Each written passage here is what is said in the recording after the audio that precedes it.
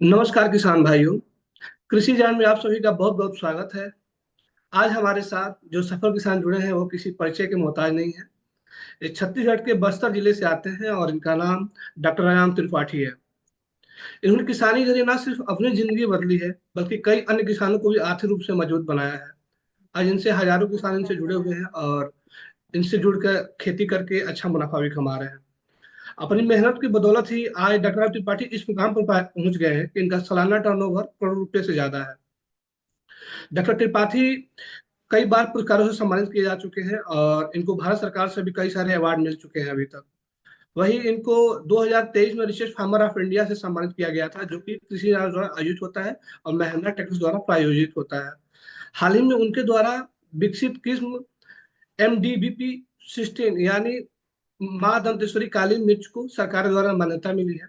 तो आज की चर्चा में उसी से जुड़े विषय पे हम चर्चा करेंगे और ये जानेंगे कि माँ दंतेश्वरी काली मिर्च जो है वो किसानों के लिए क्यों फायदेमंद है, उससे कितनी उपज मिलती है, किन राज्यों के किसान उसकी खेती कर सकते हैं, इससे कितनी उपज मिलती है, उसका मार्केटिंग यदि वो करने जाते हैं तो उसमें कोई दिक्कत तो नहीं आती है।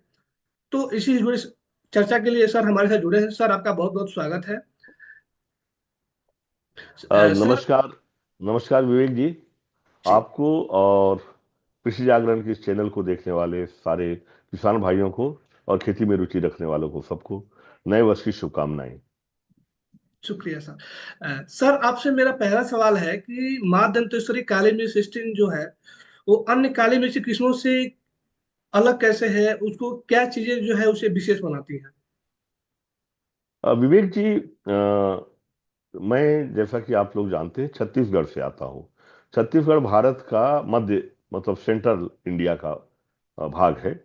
और काली मिर्च अमूमन केरल और कुछ भाग तमिलनाडु कर्नाटक में ही दक्षिणी जो तटीय क्षेत्र है वहीं की फसल थी और हजारों साल से वहीं की फसल रही।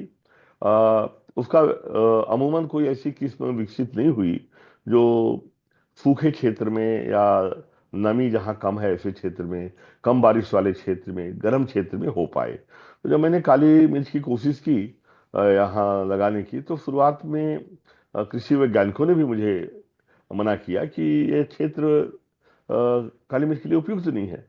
तो मुझे लगा कि भाई काली मिर्च की एक ऐसी प्रजाति हो जो हमारे देश के अन्य राज्यों में भी सफलतापूर्वक अगर हो जाए तो निश्चित रूप से किसानों की आय बढ़ेगी। और काली मिर्च चूंकि एक्सपोर्ट बहुत होता है पूरे विश्व में, यूरोप अमेरिका ठंडे देशों में बिना इसके भोजन पचता ही नहीं और खाया नहीं जाता। तो काली मिर्च उनकी अनिवार्य आवश्यकता है।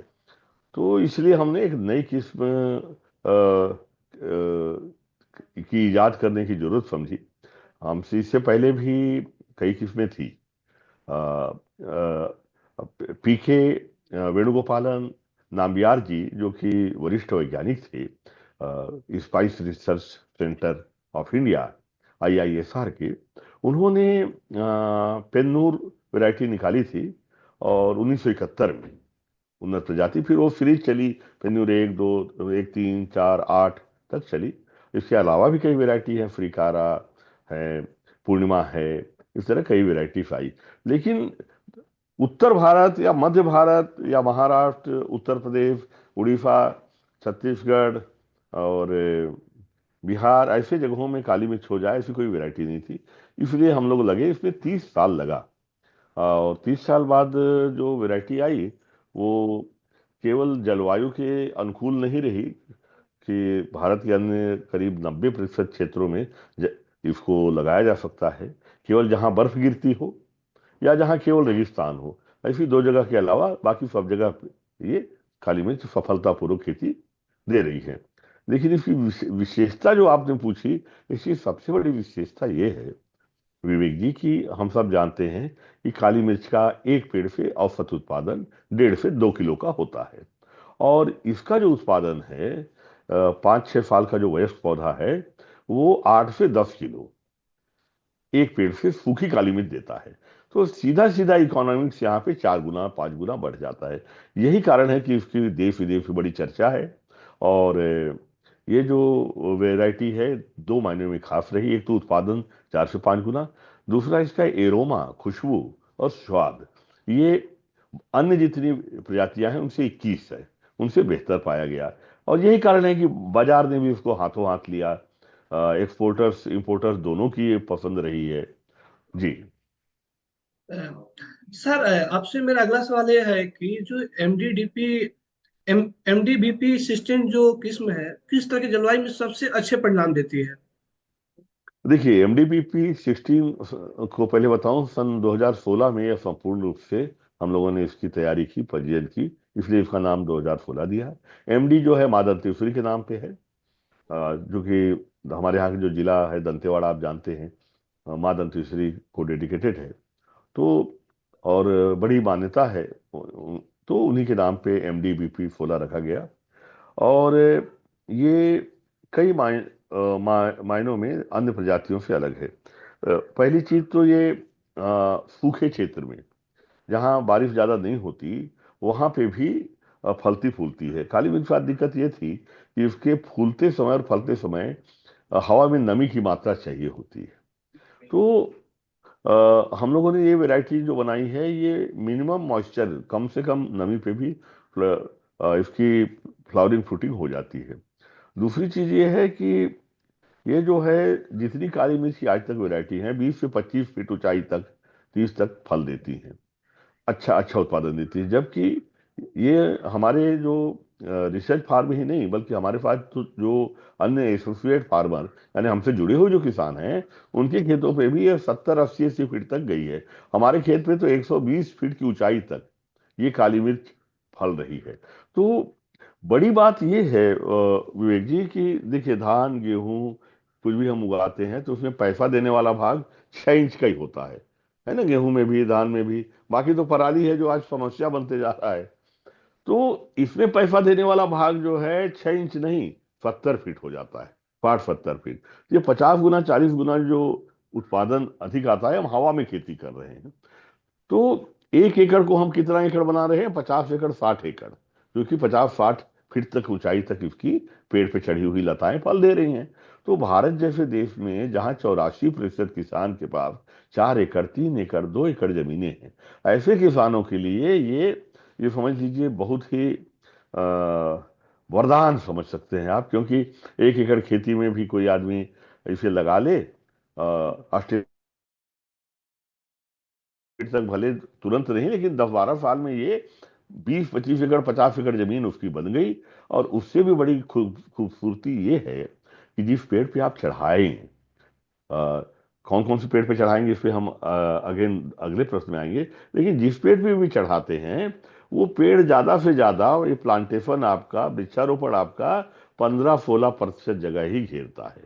बाकी 85% जगह तो इंटरक्रॉप के लिए, साग सब्जी, चाहे आप वहां चना भी उगा लीजिए, कुछ भी उगा सकते हैं उसके बीच में। तो आपका खेत ऐसा नहीं है कि 1 एकड़ में काली मिर्च और वृक्षारोपण किया तो आपका खेत जो है, अब उसमें फसल नहीं उगा सकते। आपका 85% एरिया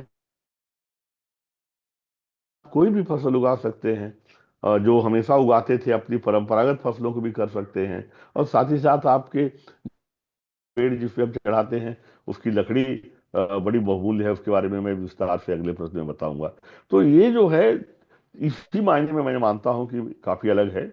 जलवायु विविधता के साथ ही चलती है, और बड़ी ऊंचाई तक उसका फल देती है, फिर उत्पादन ज्यादा हो जाता है। क्योंकि 4 गुना 5 गुना उत्पादन, आप समझ गए होंगे कि जब बाकी 20 25 फीट तक फलती है और ये 80 100 फीट तक फलती है, तो 4 गुना उत्पादन तो ऐसे ही हो गया। दूसरा कारण और है, जो इसके साथ हम पेड़ लगाते हैं, वह भी बड़ा महत्वपूर्ण होता है। क्योंकि ऑस्ट्रेलियन टीक का जो पौधा जिसमें हम काली मिर्च चढ़ाते हैं, वो ऐसा पौधा है जो दुनिया में सबसे ज्यादा नाइट्रोजन फिक्सेशन करता है। यानी नाइट्रोजन, एक तो यूरिया डीएपी हमारे किसान डालते हैं, लेकिन जान के आपको आश्चर्य होगा कि सबसे ज्यादा नाइट्रोजन कहाँ है? वायुमंडल में। 78 79% नाइट्रोजन भरा हुआ है। और कुछ पेड़ ऐसे हैं जो उस नाइट्रोजन को लेके जड़ों में संरक्षित करते हैं, माइकोराइजा बैक्टीरिया के जरिए। तो उनमें से उन ऐसे ही पेड़ों को हमने चुना जो नाइट्रोजन की फैक्ट्री भी बने। और केवल ये 15% वृक्ष जो पेड़ है उसी को खाद नहीं देता, ये पूरे 100% एरिया को नाइट्रोजन फिक्सेशन करके देता है। तो आपकी जो अंतर्वर्ती फसल है, चाहे साग सब्जी जो बीच में लगा रहे हैं, उसको भी डीएपी यूरिया की जरूरत नहीं है, भरपूर खाद इसकी जड़ से मिल रही है। तो एक कॉम्बिनेशन हम लोगों ने निकाला, जिसके कारण काली मिर्च के पौधे को नाइट्रोजन मिलने लगा, जिस पेड़ पे चढ़ाए उसी पेड़ से वही पेड़ उसे खाद देने लगा, और इसके कारण उत्पादन भी बढ़ गया। और वैरायटी जो है इस पेड़ में 12 महीना चूंकि छाया रहती है, तो गर्म क्षेत्र में भी काली मिर्च की खेती हो जाती है। जी सर, आपसे अगला सवाल ये है, जो ये काली मिर्च की जो उन्नत किस्म है, इसका औसत विकास का समय कितना होता है? यह कितने दिनों में पूरी तरीके से विकसित हो जाती है? देखिए, काली मिर्च के जो ये उन्नत पौधे हैं, ये प्रायः जो फल फल रहे जो डगाले ब्रांचेस हैं, फ्रूटिंग ब्रांचेस जो होती हैं काली मिर्च की, उससे तैयार की जाती हैं। तो यहाँ तकनीकी बारीकी ये है कि ज्यादातर किसान अपने फलने वाली ब्रांच को काटता नहीं, क्योंकि उसे पैसा मिलता है उसे। तो लेकिन मेरा मानना है कि जब फलने वाली ब्रांच जो ऑलरेडी फ्रूटिंग हो रही है, उसकी बडिंग से आप पौधे तैयार करते हैं, तो 2 से 3 साल में काली मिर्च उत्पादन आपको देने लगती है। और जो हम एक माने कि एक कमर्शियल प्रोडक्शन जो है, हम मानते हैं 3 साल 4 साल से चालू हो जाता है। और 7 साल आते आते प्रोडक्शन, जैसे कि आपने बताया, आपने देखा होगा, जो IISR के वैज्ञानिकों ने जो 3 सालों तक हमारे प्लांटेशन की निरीक्षण भ्रमण जांच करने के बाद जो वैज्ञानिकों के एक दल ने एक लेख लिखा, उन्होंने लिखा कि भाई 7 साल के पेड़ पे हमने 8 से 10 किलो औसत उत्पादन यहाँ पे पाया है। तो ये एक औसत उत्पादन आप मान लीजिए 5-6 साल बाद, भले 7 से 10 किलो हर एक को नहीं मिले, लेकिन 5 किलो तो हम न्यूनतम उत्पादन मान सकते हैं, या औसत उत्पादन हम मान सकते हैं। तो इस तरह से एक किसान जो है 5 लाख 6 लाख रुपया एकड़ आराम से कमा सकता है। बड़ी चीज ये है विवेक जी, कि अन्य खेती में हमको हर साल ट्रैक्टर चलाना पड़ता है, बीज खरीदना पड़ता है, दवाई खरीदनी पड़ती है, मजदूर लगाने पड़ते हैं। इसमें एक बार लगा दिया तो 100 साल तक चलती है फसल। बीच बीच में हर 10-15 साल में एक बार छटाई कर देते हैं, तो फिर छटाई के दरमियान हम लकड़ी भी अपना पेड़ का काट लेते हैं। तो काली मिर्च की छटाई भी हो गई, और एक फसल हमने लकड़ी की भी ले लिया, फिर वहीं से दूसरी फसल मिल जाती है उसी पौधे से। तो हमको ना बार बार पौधा खरीदना पड़ता है, ना हमें बीज खरीदना पड़ता है, ना दवाई लगती है। हाँ, बीच में जो हम अंतर्वर्ती फसल करते हैं, जो 85% खाली जगह है, वहाँ हम कुछ समय बाद हम बहुवर्षीय फसल लगा देते हैं, क्योंकि वहाँ भी बार बार बीज न खरीदना पड़े। जैसे हम हल्दी है, जिमीकंद है, सफेद मूंगफली है, इंसुलिन प्लांट है, इसकी खेती हम करते हैं। तो उससे क्या होता है, उसी की जड़ जब हम खोदते हैं तो उसी की छोटी सी जड़ वापस छोड़ देते हैं, और फिर वही अगले साल फिर हमें उत्पादन मिल जाता है। तो अलग से बीज की जरूरत नहीं पड़ती। तो ये एक संपूर्ण समेकित, आप बोल सकते हैं इंटीग्रेटेड फार्मिंग का मॉडल है, कि जिसमें खाद भी वहीं बन जाए, पत्तियां उस पेड़ की गिर के हरी खाद आपको दे दे। आपको जान के खुशी होगी कि 1 एकड़ में 6 टन हरी खाद तैयार होती है। जो पत्तियां गिरती है साल भर में, लगभग 6 टन हरी खाद तैयार होती है। तो इस देश का जो सबसे बड़ा खाद का संकट है कि भाई यूरिया DAP हम लगभग इंपोर्ट कर रहे हैं उनके इंग्रेडिएंट्स, और लाखों करोड़ रुपया हमारा देश से बाहर जा रहा है। अगर इन पेड़ों को हम लगा लेते हैं जो नाइट्रोजन भी फिक्सेशन करे, और हरी खाद के लिए पत्तियां भी दे, बढ़िया न्यूट्रेंट वाली, तो पौधे को जो कुछ भोजन के लिए चाहिए, पत्तियों को फोटोसिंथेसिस के लिए, वो सब कुछ आपको हरी पत्ती में मिल ही रहा है। जो वाटर हार्वेस्टिंग भी करे, जो नमी को भी बनाए रखे, जो लकड़ी आपको हर 10-12 साल में 3-4 करोड़ की लकड़ी जो दे, वो लकड़ी जो आप इंपोर्ट कर रहे हैं। आप जानते हैं कि लगभग 40 से 45 हजार करोड़ की लकड़ी and non timber wood Bharat हर साल इंपोर्ट कर रहा है, यानी देश का पैसा बाहर जा रहा है। जब हमारे किसान इसको लगा लेते हैं खेतों में, या मेड़ों पे भी लगा लेते हैं, मैं कहता हूँ पेड़ लगा के, तो आम की आम गुठलियों के दाम, लकड़ी अलग पे बिक रही है, और मार्केटिंग की कोई दिक्कत नहीं। जो कि हमारा समूह जो है, जो जो किसान हमारे साथ मिलके लगा रहे हैं इसको, काली मिर्च, ऑस्ट्रेलियन टीक, हम सब उसे मिल के मार्केट करते हैं। हमने एक मार्केटिंग फोरम बनाया है, जो सीधे एक्सपोर्टर इंपोर्टर कंपनी, इन लोगों के साथ सीधे पिछले 20-25 सालों से संपर्क बना के रखा है। तो एक व्यावसायिक रिश्ते हम लोगों ने बनाए हैं, कि एडवांस मार्केटिंग टाई अप, यानी पेड़ आपने लगाने के पहले ही हम मार्केटिंग टाई अप उसका कर लेते हैं, कि ये पेड़ लगा है, इसकी मार्केटिंग इस रेट पे जब क्रॉप आएगी तो हम करेंगे। तो मार्केटिंग की जो सबसे बड़ी दिक्कत हमें आती थी पहले, उसका इलाज भी अब ढूंढ लिया है जी। जी अ, सर आपने जैसे चर्चा की कि ऑस्ट्रेलियन ट्रिक पे इसको चढ़ा के आप खेती करते हैं, तो ऑस्ट्रेलियन ट्रिक के अलावा और कौन से पेड़ों पे इसकी खेती हो सकती है?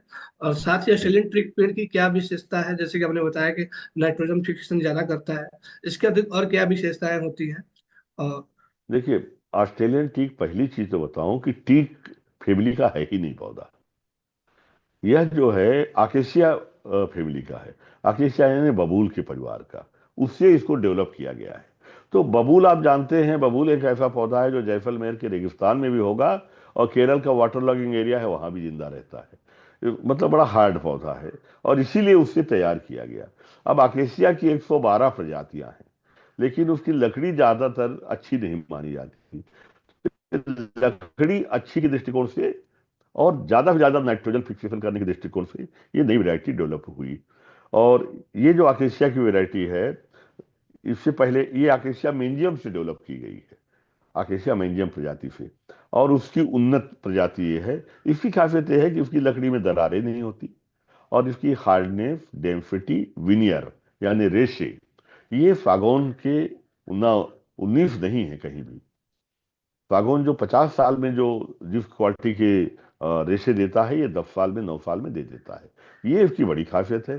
दूसरा, 12 महीना ये हरा भरा रहता है, एवरग्रीन प्लांट है। 12 महीना पत्तियां भी गिराता है, नई पत्तियां निकलती हैं, तो पत्तियां हमें बहुत सारी मिलती हैं।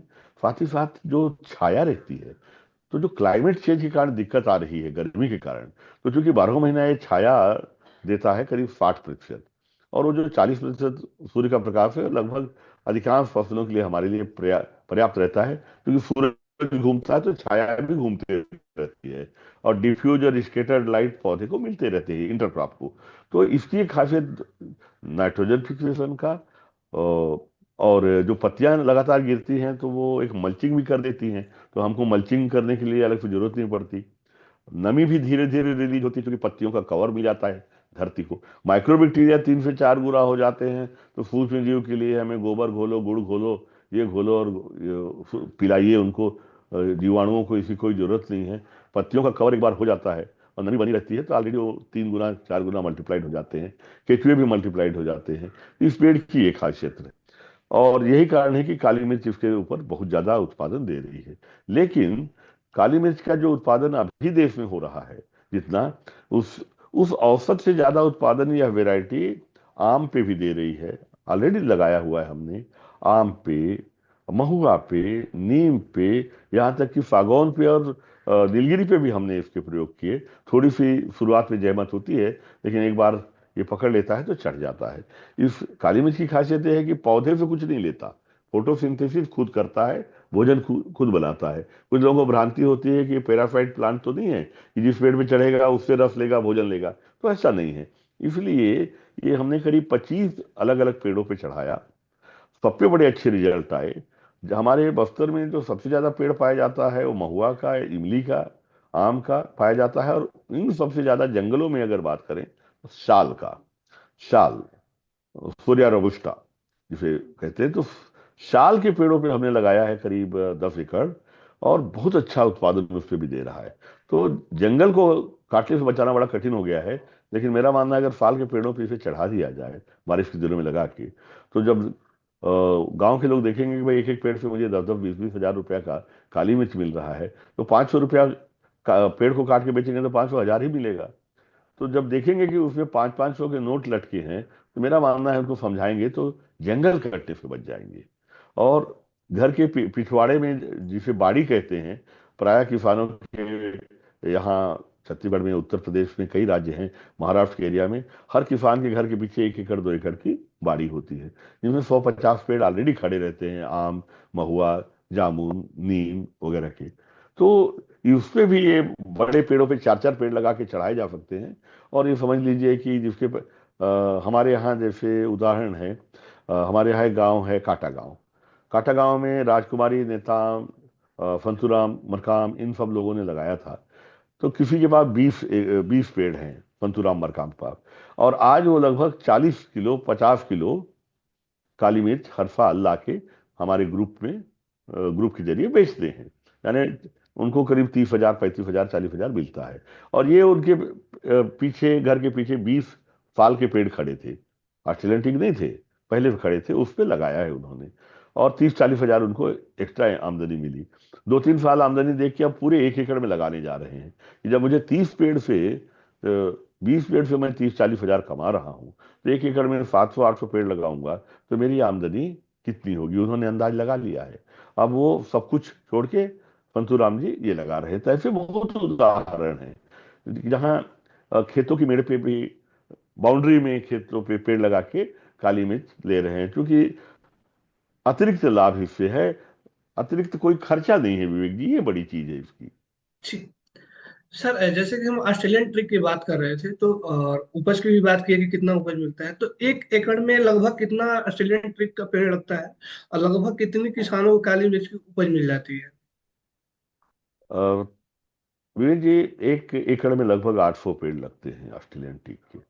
और 800 में औसतन हम अगर 5 किलो भी मानते हैं, तो 850 पेड़ों को हम ना माने, 700 पेड़ ही माने, तो लगभग 35 टन उत्पादन हो रहा है। तो लोग समझ लीजिए 16-17 लाख, 500 रुपये में बिका तो 16-17 लाख रुपए एकड़ का उत्पादन है। ये तब है जब 800 पेड़ में खाली 700 पेड़ आप गिन रहे हो। ये तब है जब भारत सरकार और IIFR का डाटा है कि 8 में 10 किलो होता है, लेकिन हम केवल आधा उत्पादन 5 किलो ले रहे हैं, और रेट भी हम केवल 500 रुपया ले रहे हैं। तब ये 17 लाख रुपया है। मैं कहता हूं कि 10-20% भी आप कर लो। राजा राम जी मान लो 17 लाख निकाल रहे हैं, आप 20% भी कर लो, 17 लाख न सही 4-5 लाख तो आप निकाल ही सकते हो साल में। और खर्चा क्या है एक बार पेड़ लगाने के बाद? जो खेती आप कर रहे हो तो 85% जगह आपके लिए बचा है, करते रहिए। तो जब तक हम नई फसलों की ओर नहीं जाएंगे, बाजार उन्मुख फसलों की ओर नहीं जाएंगे, भाई इसमें फायदा ज्यादा इसलिए भी हो रहा है ना विवेक जी, क्योंकि 500 रुपया 600 रुपया किलो किसान को मिलता है इसमें, जबकि धान गेहूं में 25 रुपया 30 रुपया किलो लेने में लाले पड़े हुए हैं। महंगी से महंगी फसल हम उगा लें, धान गेहूं कुछ भी, तो मैं कहता हूं धान गेहूं सब जरूरी है। धान गेहूं चना अपने खाने के लिए उगाइए, गांव के लिए उगाइए, प्रदेश और देश के लिए उगाइए, देश के लिए। लेकिन जब अंतर्राष्ट्रीय बाजार में चावल बेचना है 25 रुपया 30 रुपया का, और गेहूं बेचने की आप सोच रहे हैं, तो बजाय उसके काली मिर्च, मसाले, जड़ी बूटियां, हर्बल मेडिसिनल प्लांट जो 1000 रुपया किलो 500 रुपया किलो बिकती हैं, उन चीजों को भी हम उगाएं। ऐसी फसलें भी उगाएं जो इंटरनेशनल मार्केट में अच्छा रेट दे रही हैं, या भारत की भी जो कंपनियां, आयुर्वेदिक कंपनियां विदेशों से इंपोर्ट कर रही हैं जो चीज, वो उगाएं। जैसे हमने लकड़ी, लकड़ी इसीलिए किया क्योंकि हमने देखा इंपोर्ट हो रहा है हर साल 40,000 45,000 करोड़ की timber and non timber would हम इंपोर्ट कर रहे हैं। तो मुझे लगा कि हमारे देश के किसान इसे क्यों नहीं लगा सकते, बड़े आसानी से लग सकता है। और जब क्वींसलैंड में, ऑस्ट्रेलिया में कई जगह देखा मैंने, ऑस्ट्रेलियन टीक के लंबे लंबे फार्म बने हुए हैं, 1,000 1,000 2,2 हजार एकड़ के। अभी 15 दिन पहले मैं कंबोडिया में गया, पूरे सड़क के किनारे और सारे फार्म में ऑस्ट्रेलियन टीक लग रहे हैं, लगा रहे हैं। और मैं ब्राजील में गया, तो जब मैं अन्य देशों में जब देख रहा हूँ कि वो लोग पहले से लकड़ी के लिए आपूर्ति की तैयारी कर रहे हैं, भाई अगर कल को कोयला खत्म हो जाएगा, अब जैसे अभी आपको पता ही होगा अडानी जी कोयला ऑस्ट्रेलिया से इंपोर्ट कर रहे हैं, है ना? अब ये स्थिति आ रही है ना, ये तो ओपन सीक्रेट है। तो अब रिन्यूएबल एनर्जी के लिए क्या कर रहे हैं, पेलेट्स बना के हम डाल रहे हैं। बेंगलोर वगैरह में, रायपुर में भी कई थर्मल पावर यूनिट है जो पेलेट्स पे बना रहे हैं। तो वो पेलेट्स आएगा कहाँ से? क्या आप इंपोर्ट करेंगे 20 रुपया किलो, या भारत के किसान इसे अपने मेड़ों पे पेड़ लगाएं और हर 4 महीने में उसकी ब्रांचेस काटें, और 5-10 किसान मिलकर 2-4 लाख रुपए की पेलेटिंग मशीन आ जाती है, 5-6 लाख में पेलेट्स अपन बना लें। वो पेलेट्स जो है 16 रुपया 14 रुपया फिर किलो भी बिक रहा है। तो एक अच्छा इनकम महीने में, मतलब साल में 3 बार 4 बार मिल सकता है वो। तो हमें नई फसलों की ओर भी देखना पड़ेगा, और अपनी परंपरागत तकनीक और फसलों को भी बचाना पड़ेगा, दोनों जरूरी है। और मार्केट राजा है, बाजार को क्या चाहिए? बाजार को अगर पैलेट्स चाहिए तो उगाइए, अच्छा पैसा है। बाजार को लकड़ी चाहिए तो उगाइए, बाजार को काली मिर्च चाहिए वो उगाइए। हम एक दूसरे के देखा देखी टमाटर लगा रहे हैं, तो पूरा पता चला 20 मील तक टमाटर ही टमाटर लगा है। तो जब डिमांड से ज्यादा सप्लाई हो जाएगी तो हमें दिक्कत आएगी, या तो हम प्रोसेसिंग यूनिट लगाएं। तो काली मिर्च और ऑस्ट्रेलियन टीक जो है, मेरा मानना है कि एक नेचुरल ग्रीन हाउस का मॉडल है ये, जो 40 लाख में तैयार होता है, पॉली हाउस प्लास्टिक वाला, ये ऑस्ट्रेलियन टीक और काली मिर्च के जरिए ये 2 लाख में तैयार हो जाता है। प्लास्टिक वाला 9-10 साल में जीरो हो जाता है, या तेज तूफान आया तो पहले ही साल जीरो हो जाएगा। लेकिन ये पेड़ों वाला जो पॉली हाउस है, ये 50 साल तक चलेगा, और हर 10-12 साल में आपको 4-5 करोड़ की लकड़ी देगा, और 10-15 लाख हर साल आपको काली मिर्च उत्पादन करके देगा। और साथ ही साथ ये क्लाइमेट चेंज से लड़ेगा, वाटर हार्वेस्टिंग करेगा, खाद का कारखाना है। 1 एकड़ में अगर इस प्लांटेशन करते हो तो 6 टन हरी खाद आपको मिलती है। यूरिया खरीदना बंद, क्योंकि नाइट्रोजन भर देता है। एक पेड़ 5 मीटर के रेडियस में नाइट्रोजन भरता है।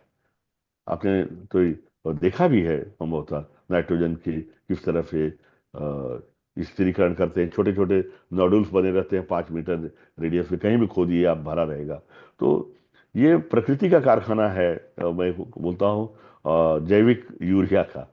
तो किसान इस ढंग से अगर समझे तो ऐसे पेड़ लगाने से भविष्य की आवश्यकताएं भी हमारी पूरी होंगी।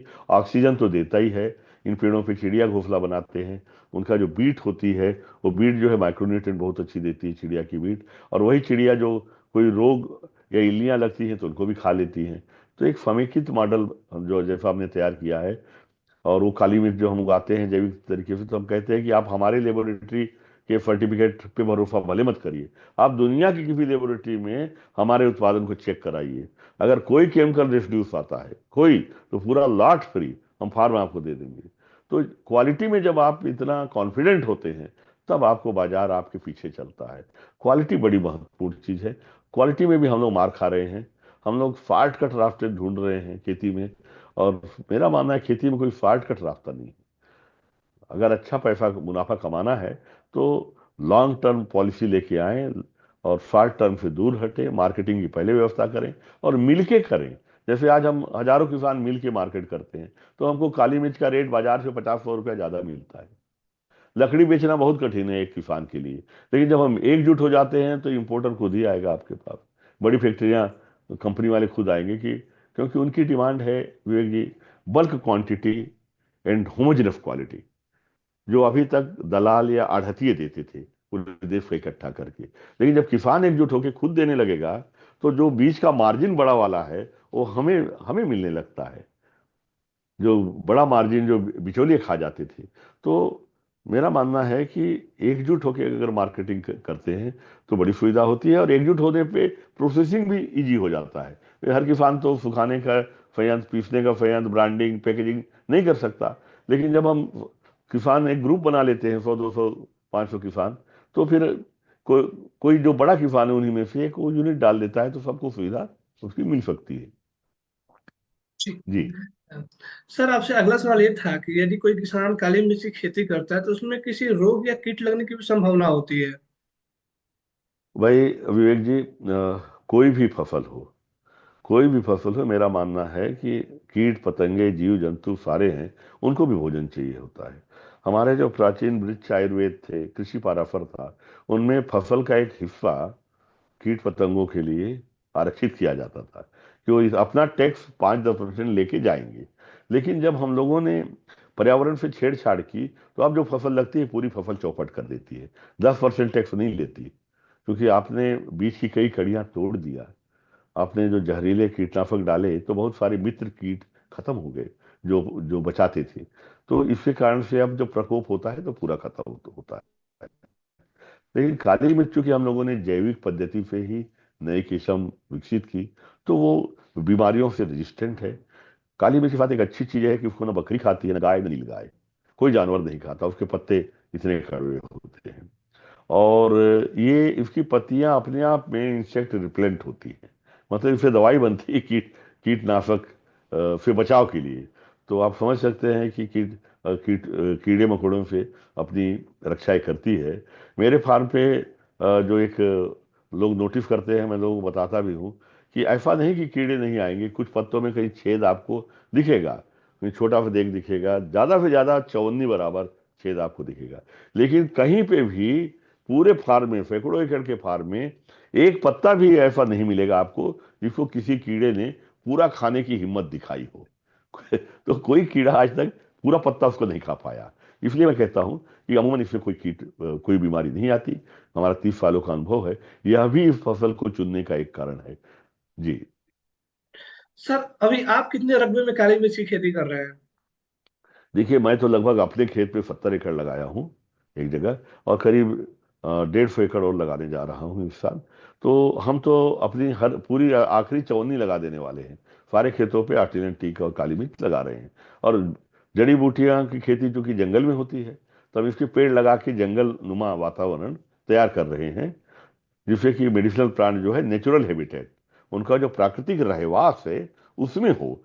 तो हम सब जगह इसे लगा रहे हैं। हमारे साथ करीब 16 राज्यों के किसान मिलके, अभी बहुत बड़े पैमाने पे तो नहीं, क्योंकि नई फसल को किसान धीरे धीरे लगाता है, लेकिन जो किसान आके यहाँ देख रहे हैं, वो दो तीन चीज देख रहे हैं कि भाई इसमें बार बार खर्चा नहीं है। दूसरा, एक बड़ी चीज है, इसमें लेबर नहीं लगता, श्रमिक नहीं लगता। किसान का परिवार खुद ही एक बार लगाने के बाद खाली बिनने के लिए जाना पड़ता है। वो भी नीचे बोरी बिछा देते हैं चारों तरफ पेड़ के, ग्रीन शेड नेट बिछा देते हैं। तो 10-15 दिन में जब 4-6 किलो हो जाता है एक पेड़ के नीचे, तो एक साथ उठा लीजिए आप। तो कहने का मतलब इसमें मेहनत कोई नहीं है। और जिस तरह से खेती में मनरेगा के आने के बाद श्रमिकों की समस्या हुई, लेबर मिलना कम हुए, और युवा पीढ़ी खेती की ओर कम जाने लगी, तो लेबर की समस्या, क्लाइमेट चेंज, ये कई समस्याओं को देख के ही इस फसल का मैंने चुनाव किया। ये एक आने वाले युग की फसल मैं मानता हूँ इसे। जी सर। तो है, जो कृषि न्याय के जो पाठक हैं, सब दर्शक हैं, उनको MDVP 16 यानी माँ धनसरी काली मिर्च को लेकर आप क्या कहना चाहेंगे कि उन किसानों किसानों को इसकी खेती क्यों करनी चाहिए? देखिए विवेक जी, मैं किसी को प्रोत्साहित नहीं करता कि आओ चलो कि काली मिर्च की खेती करो। आप 2 कदम चलेंगे तो हम एक कदम चलेंगे। यदि आपके अंदर इच्छा होगी करने की, तो आप हर हाल में सफल होंगे। इसलिए मैं किसी को मोटिवेट करके करना नहीं चाहता कि आप चलिए, बड़ा फायदा है, आइए इसमें। क्योंकि आप स्वयं पहले मानसिक तौर पर अगर तैयार हो, सबसे पहले आप आए, खेतों को देखें, खेती को देखें, खेती को खेतों पे परखें। उसके बाद जब आपको लगे कि हाँ भाई ये तो बड़े आराम से हो सकता है, तो वो आपका जो आत्मविश्वास है वो आपको सफल करता है। हम तो लगाने से लेके मार्केटिंग तक आपके साथ खड़े रहेंगे, लेकिन आपको आपको तय करना है कि करें या नहीं करें। तो मैं बार बार कहता हूं कि हम किसी को चलिए कि बड़ा फायदा है काली मिर्च लगा लीजिए, हम बिल्कुल नहीं कहते। आप पहले आइए, देखिए, खेती को खेतों पे समझिए, किताबों के जरिए कुछ हद तक समझ सकते हैं, हमारी चर्चा, विवेक जी और हमारी चर्चा के जरिए कुछ समझ सकते हैं। लेकिन खेती को एक किसान अगर तभी परखता है जब उसे खड़ी फसल दि- दिखाई दे, खेतों पे जाके वो मूल्यांकन करे। जो लाभ हानि के हम आंकड़े बता रहे हैं, हमारे आंकड़े पे यकीन मत करो, आप खुद जाओ, खुद आप कैलकुलेट करिए कि हाँ क्या फायदा है। उसके बाद अगर आपको लगता है करना है, तो पूरी ताकत के साथ जुटिए। आप जुटिए, हम आपके साथ हैं, लगाने से लेके मार्केटिंग तक, एक्सपोर्ट तक, प्रोसेसिंग तक। पैसा जब तक आपको नहीं मिलता, क्योंकि हमारे यहाँ मार्केटिंग का सिस्टम ये है विवेक जी, हम एक साथ बेचते हैं।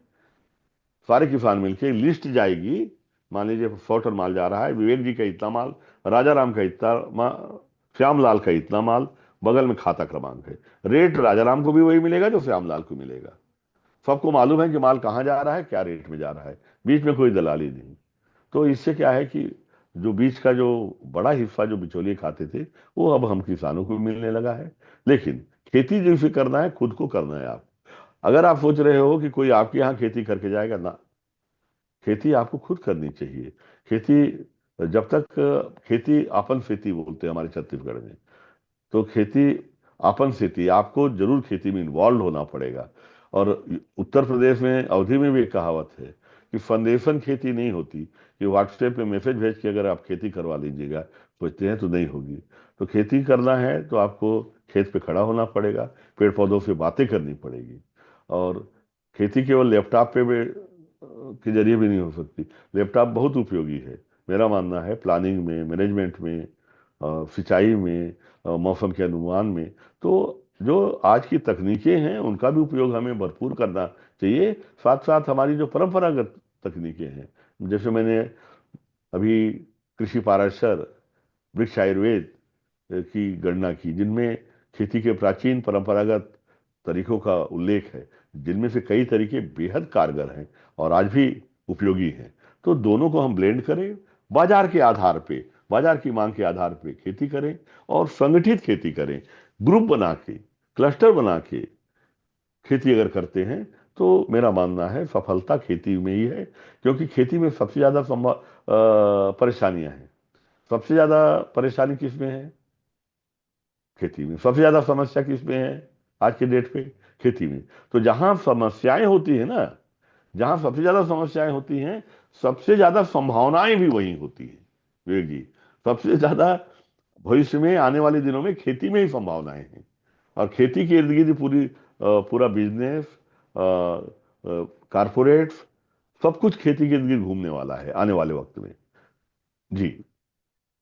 सर एक सवाल और था मेरा। सवाल ये था कि जैसे कि असिलियन ट्रिक लगाया जाता है और उस पे काली मिर्च तो चढ़ जाती है ऊपर, जो बीच का जो एरिया जो होता है इंटरक्रॉपिंग के लिए, उसमें आप क्या करते हैं? और जब ऑस्ट्रेलियन टीक और काली मिर्च लगती है तो शुरू में तो पौधे 1.5-2 फीट के रहते हैं। तब तो 95% जमीन खाली रहती है इंटरक्रॉप के लिए। तो कोई भी फसल आप शुरू के 3-4 साल कर सकते हैं। मैंने जैसे बताया, चना मटर कुछ भी कर सकते हैं आप। लेकिन जब छाया 3 साल बाद, 4 साल बाद छाया 40% छाया हो जाती है, तो शेड लविंग प्लांट्स करते हैं। जैसे जैसे छाया बढ़ती जाती है, अलग अलग क्रॉप्स करते हैं। जैसे 50% छाया हो गई, अच्छा छाया को हम कंट्रोल भी कर सकते हैं। जो दो रो टू रो के बीच में ब्रांचेस है ऊपर की, उसको काट के हम पैलेटिंग कर देते हैं, पैलेट्स बना के बेच देते हैं। तो छाया जो है बढ़, मतलब सूर्य का प्रकाश ज्यादा आने लगता है। तो ये हम कंट्रोल कर सकते हैं। उससे हमें एक्स्ट्रा इनकम भी मिल जाती है। डगालें या ब्रांचेस को काट के हमने बेच दिया। तो छाया को कंट्रोल कर सकते हैं और इसके अंदर हर फसल हो सकती है, मेरा मानना है। 85 उसमें, जैसे अभी मैंने कहा कि हर तरह की साग सब्जी हो सकती है, अनाज की भी खेती हो सकती है। यहाँ तक कि हम लोगों ने तो कहा कि धान की भी खेती हो सकती है। दोनों तरफ 1.5-1.5 फीट छोड़ के प्लास्टिक के जो आते हैं फेरो बनाने वाले रो, आपको 4 से 6 इंच पानी रखना है। अगर जमीन में प्रॉपर लेवल करें तो आप धान भी उगा सकते हैं। तो ये ना सोचे कि हमारी जमीन इंगेज हो जाएगी। और जब खूब छाया हो जाए, मान लीजिए आप डगा काटने की फुर्सत नहीं, बेचने की फुर्सत नहीं है, 70% छाया हो गई, तो आप 70% छाया में होने वाली हल्दी लगाइए, जिमीकंद लगाइए, ओल लगाइए, इंसुलिन प्लांट लगाइए, पिपली लगाइए। नंबर ऑफ द प्लांट हैं जो आपको भरपूर पैसा देने को तैयार है। लेकिन मार्केट की जानकारी होनी चाहिए और किसानों को अपने अनुभव बांटने चाहिए। जैसे आज हम बांट रहे हैं, किसान की आपने सफलता की गुण नहीं बांटता। वो जो कहते हैं ना, बिल्ली मौसी ने एक एक अपना गुण छिपा के रख लिया। तो क्या है, हमें, मेरा मानना है कि बाजार इतना बड़ा है, संभावनाएं इतनी अच्छी हैं कि हमें अपने सफलता के गुण अपने साथी किसानों में बांटने चाहिए, मेरा मानना है। क्योंकि कई बार हम लोग इनसिक्योरिटी के कारण, असुरक्षा के भावना के कारण कि ये भी कर लेंगे वो भी कर लेंगे तो फिर हमारा कहाँ बिकेगा, इसके कारण से कई बार हम लोग शेयर नहीं करते अपनी सफलता के गुण। जबकि ऐसा कुछ करने की जरूरत नहीं है। बाजार बहुत बड़ा है। अगर बाजार है जिसका तो बहुत बड़ा है, और जिसका नहीं है तो नहीं है। तो पेरिशेबल आइटम में, क्योंकि आपके पास जैसे टमाटर है या साग सब्जियां हैं, तो 2 दिन 3 दिन से ज़्यादा आप रख नहीं सकते। ऐसी चीज़ों में आपको बहुत सोच विचार के क्षेत्रफल चुनना चाहिए। लेकिन जो मसाले हैं, जो मेडिसिनल प्लांट हैं, इनमें इस तरह की दिक्कत नहीं होती। काली मिर्च आप 4 साल तक रख सकते हो, 5 साल तक खराब नहीं होगी। लकड़ी जो है पेड़ का, जब आप बढ़ ही रही है, जब आपको अच्छा रेट आए तब बेचिए, नहीं तो बढ़ रहा है। हमारे यहाँ एक और चीज़ है कि अगर कोई ऑस्ट्रेलियन टीक काटता है, तो काटने के पहले हमारी जो कम्युनिटी है उससे वादा करती है कि 2 पेड़ लगाएगा वो। एक पेड़ काटेगा तो 2 पेड़ लगाने का अगर वो शपथ पत्र देता है, तभी जाके कम्युनिटी उसको मार्केटिंग हेल्प करती है, तब उसकी लकड़ी की मार्केट दिलाएगी। तो इस तरह से हम वृक्षारोपण भी बढ़ा रहे हैं, आमदनी भी बढ़ा रहे हैं। जी। जी सर। सर एक सवाल ये था कि यदि एमडीबीपी सिस्टम का कोई किसान प्लांट या सीड्स लेना चाहता है तो कैसे प्राप्त कर सकता है? देखिए, पौधे तैयार करने, जो है छोटे पौधों को तैयार करना, 7 महीने में पैदा हुए बच्चे को पालने जैसा है। इन जो डालते हैं ना, क्या इंक्यूबेटर कुछ होता है, जहाँ छोटे बच्चे को, जो समय से पहले पैदा हो जाते हैं, उसी तरह से पेड़ पौधे जो हैं उनको देखभाल करना भी काफी कठिन है। हमने शुरू में खुद नर्सरी तैयार करने की कोशिश की थी, लेकिन फिर हमने देखा कि खेती और नर्सरी दोनों अलग अलग विधा है। तो हम लोगों ने फिर ट्रेंड किया यहाँ के, क्योंकि बस्तर में जो खेती होती है उनमें 70% भागीदारी महिलाओं की होती है मुख्य रूप से। तो हमने माँ दंतेश्वरी हर्बल समूह की महिलाओं को तैयार किया। वही पौधे तैयार करती हैं, हमारे लिए भी वही तैयार करते हैं, क्योंकि वो बच्चों को बच्चों की तरह पालते हैं पौधों को। मदर कल्चर उनको हम देते हैं, गाइड हम करते हैं, तैयार वो करते हैं। और वो भी कोई बिजनेस का पॉइंट ऑफ व्यू उनका नहीं रहता। लागत से थोड़ा सा, जिससे उनकी वेजेस उनकी मजदूरी निकल जाए, उस कीमत पे वो पौधे देती हैं। एडवांस में जब उनसे बात करिए तभी पौधे तैयार करके वो देते हैं। कोई कैश एंड कैरी या पैसा दीजिए या पौधा ले जाइए, ऐसी कोई दुकान नहीं है। और जो हमारे एसोसिएट फार्मर हैं जो हमारे साथ जुड़ के इसकी खेती करते हैं, वो पहले से उन्हें बताते हैं कि भाई हम इतने एकड़ में लगा रहे हैं, इतने पौधे चाहिए। हम भी उनको पहले से टारगेट देते हैं। तो महिला समूह है, महिला माँ दंतेश्वरी महिला रोपड़ी समूह है, वो लोग सारे लोग मिलकर तैयार करते हैं और वहां से वाजिब कीमत पे पौधे मिल जाते हैं। जी सर। सर, इसके अतिरिक्त आप और हमारे जो दर्शक हैं, पाठक, उनको कुछ कहना चाहेंगे? मैं यही कहना चाहूंगा कि मैं करीब 25-30 सालों से वनौषधि की खेती अलग अलग करता रहा हूँ। और हर साल हम लोगों नई फसलों के नई फसलों को विकसित करने में और नई फसलें के चयन में लगे रहते हैं। तो किसान को भी फसलों का, जैसे ताश का कुशल खिलाड़ी पत्ते फेंटते रहता है, वैसे फसलों में भी हमें फसल चक्र परिवर्तित करते रहना चाहिए। देखा देखी एक ही फसल पे सबको नहीं जाना चाहिए। और हमेशा एक ही थैली में, कहावत है कि सारे अंडे नहीं रखे। तो एक ही फसल के बजाय कम से कम कुछ और फसलों को भी का चुनाव करना चाहिए।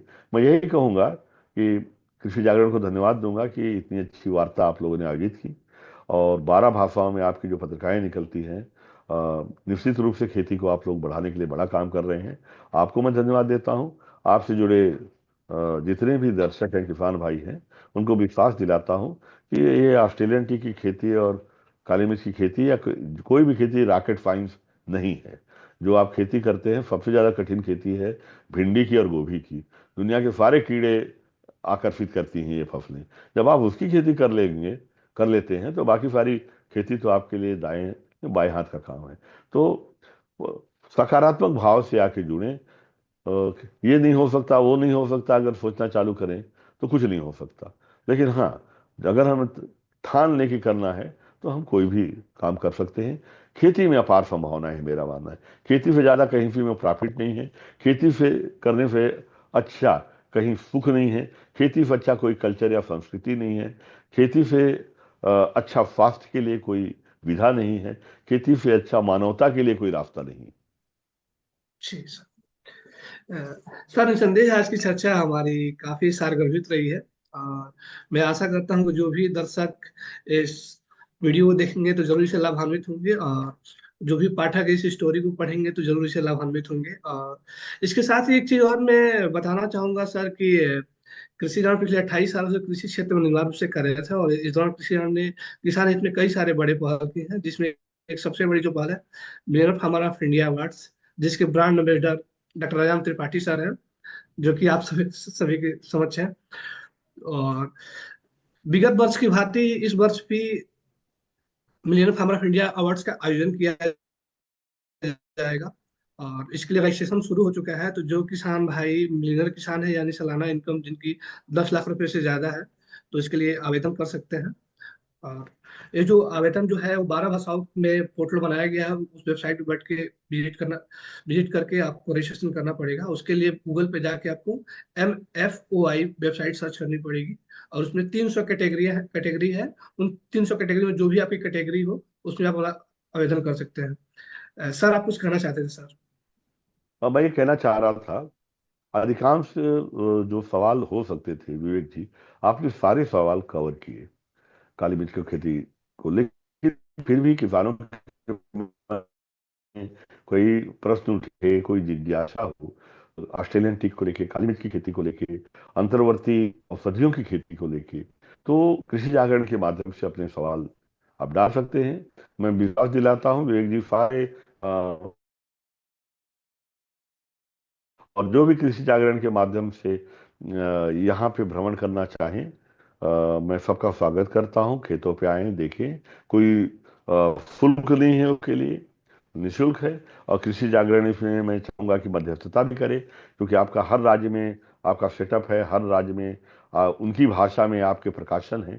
तो अलग अलग राज्यों के किसान जो आके देखना समझना चाहते हैं, उनके उनमें कोऑर्डिनेट करें, आप समन्वय करें, और हम पूरा हमारा पूरा सहयोग रहेगा आप लोगों को।